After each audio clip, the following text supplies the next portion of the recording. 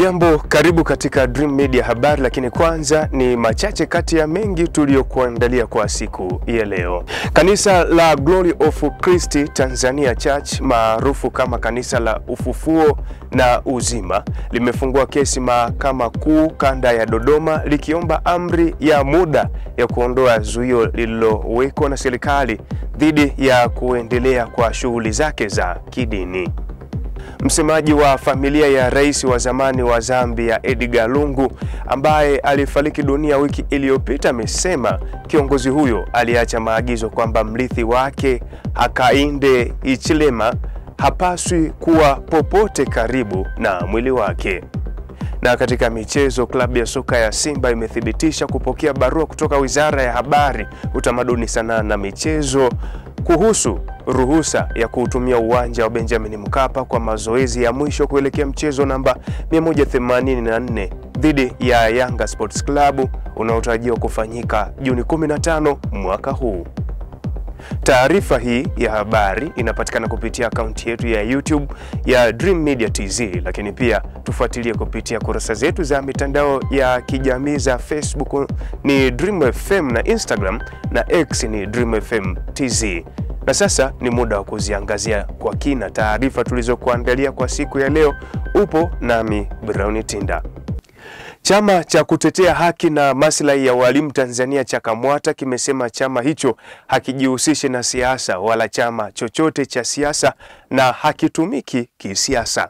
Kwa mujibu wa mtendaji mkuu wa chama hicho Tanzania, Mwalimu Meshaki Kapange, ni kwamba CHAKAMWATA inashiriki siasa kwa hoja zake katika harakati za kutetea haki na maslahi ya walimu, lakini chama kama taasisi haihusiki na siasa, isipokuwa mwanachama anaruhusiwa kuwa na itikadi za siasa kwa mujibu wa katiba ya nchi.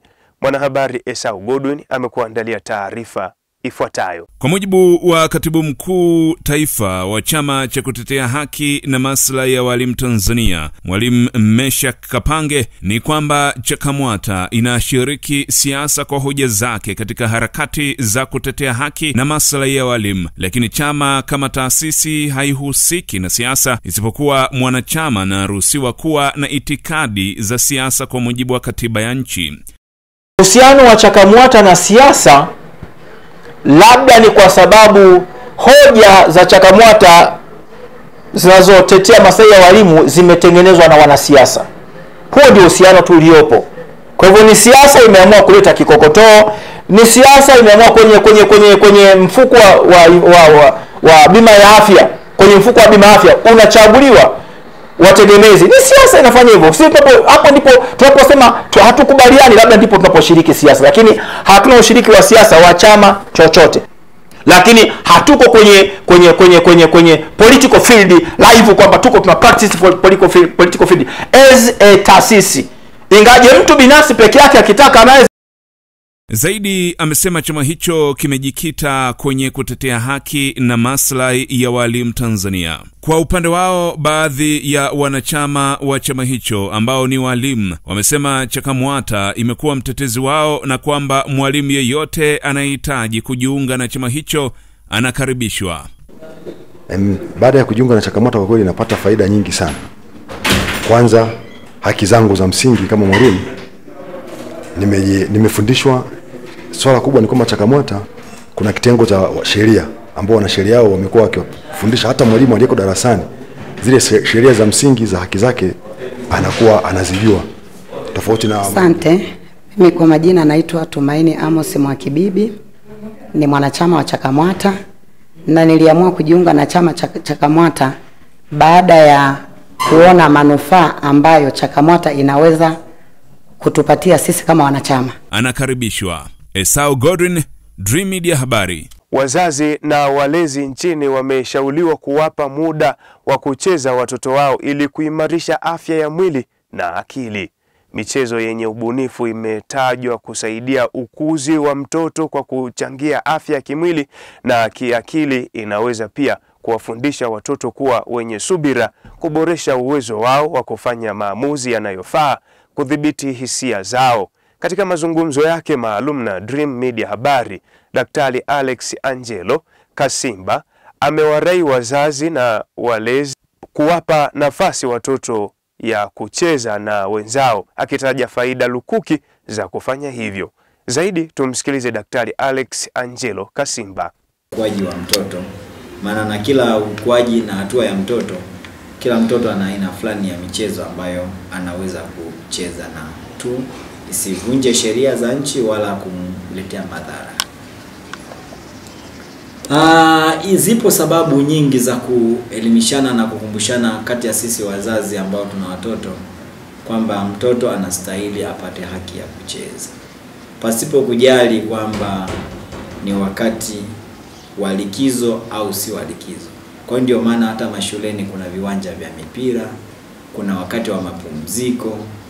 Basi ni nafasi ambazo zinatolewa kwa watoto kupata muunganiko na mchangamano utakaowasaidia katika hatua fulani za maisha. Sasa kuna faida kadha ambazo tunaweza tukazizungumzia ambazo mtoto anazipata akiwa anacheza. Bila kujali umri, mtoto yeyote anayecheza kwa hakika anaongeza uwezo wake wa kufikiri. Kwa wigo wa kufikiri unaongezeka kwa mtoto anayecheza zaidi kuliko mtoto asiyecheza. Na hapa kucheza tunazungumzia haswa michezo ya aina mbili. Tunazungumzia michezo ambayo inahusiana sehemu za miili kama mikono, miguu, kukimbia, labda kurusha vitu. Lakini kuna michezo mingine ambayo inahusiana na ubongo, kwa sababu kila mmoja ana uwezo wa kujifunza nani ana tabia gani na namna gani ya kuenenda. Unajua katika hata maisha ya kuweza kuvumiliana, katika hata mazingira ya kazi natokana na mchangamano.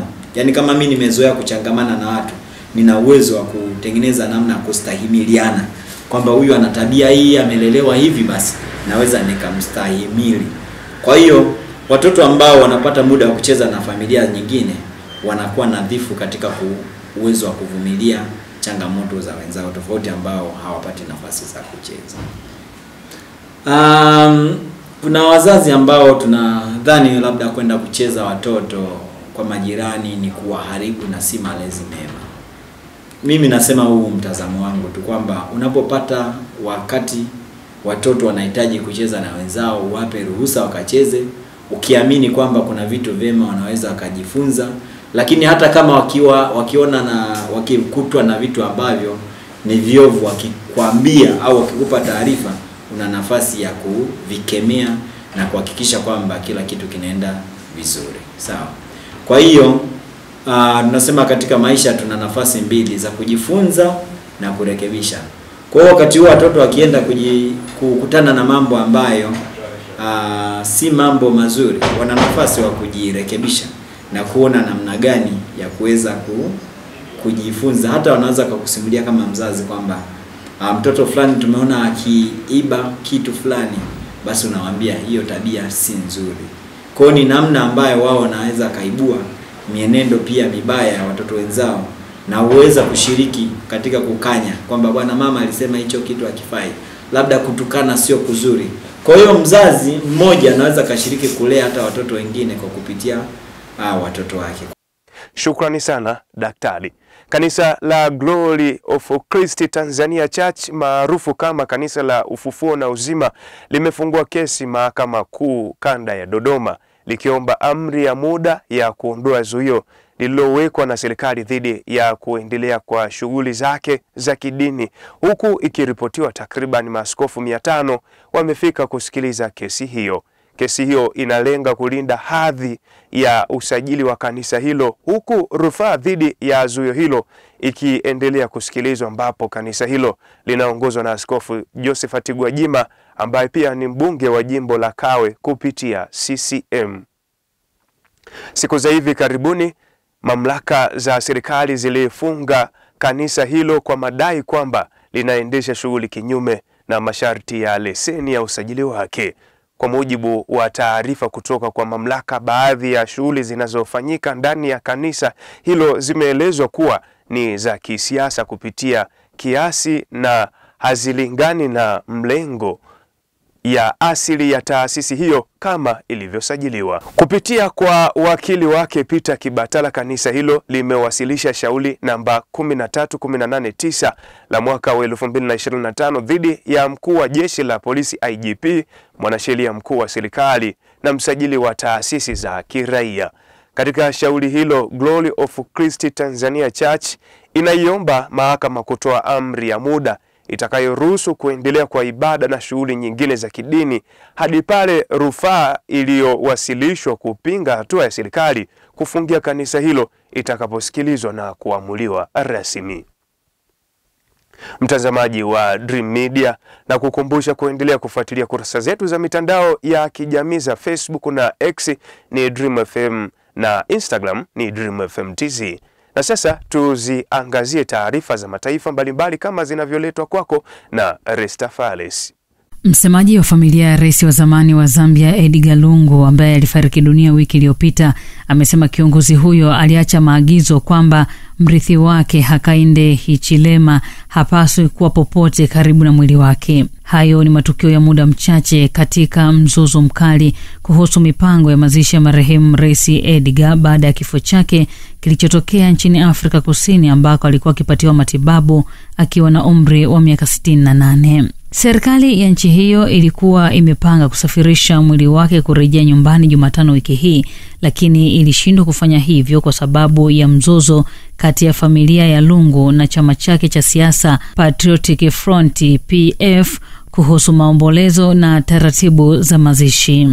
Viongozi hao wawili walikuwa wapinzani wa muda mrefu wa kisiasa, huku Hichilema akimshinda Lungu katika uchaguzi wa mwaka 2021 baada ya kushindwa katika majaribio 5 ya awali.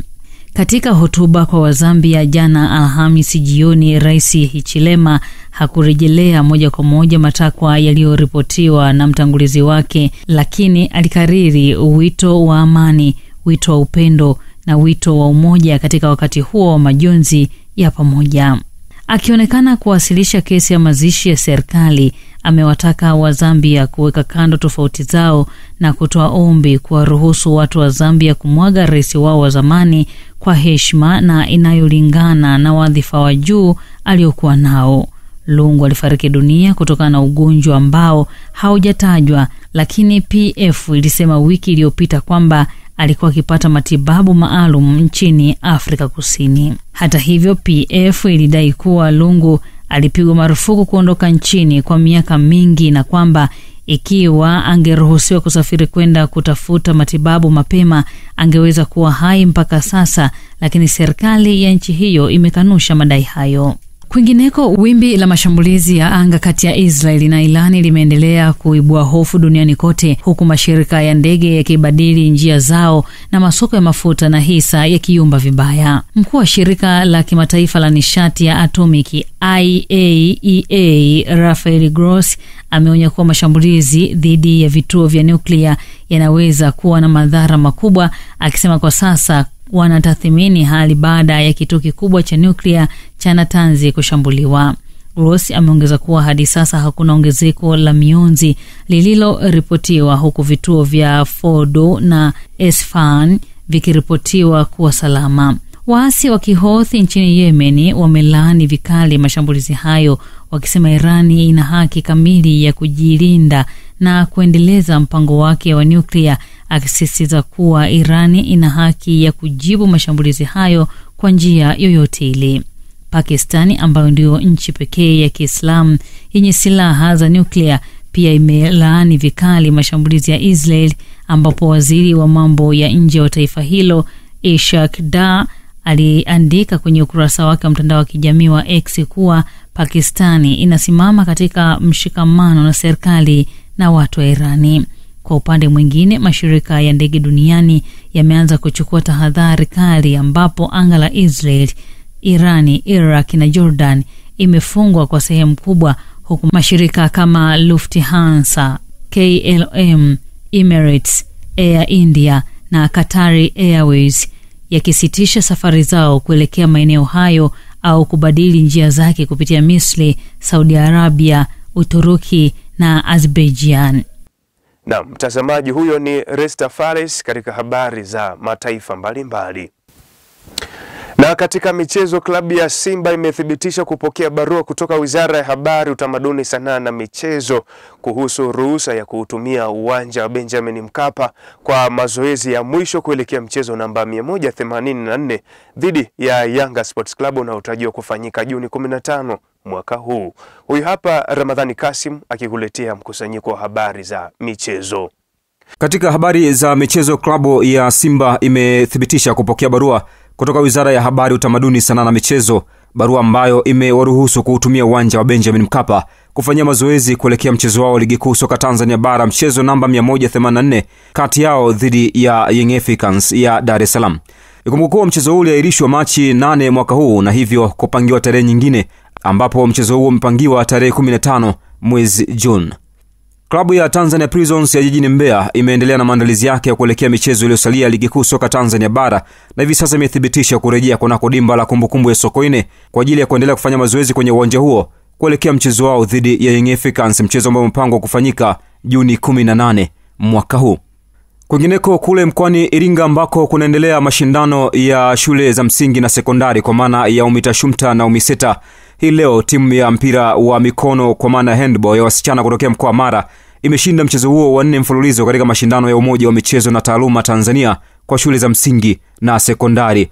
Katika mchezo uliochezwa leo tarehe 13 mwezi Juni kwenye viwanja vya shule sekondari Iringa wasichana, mkoa wa Mara uliibuka na ushindi mnono baada ya kuifunga Pwani kwa jumla ya magoli 26 kwa 12.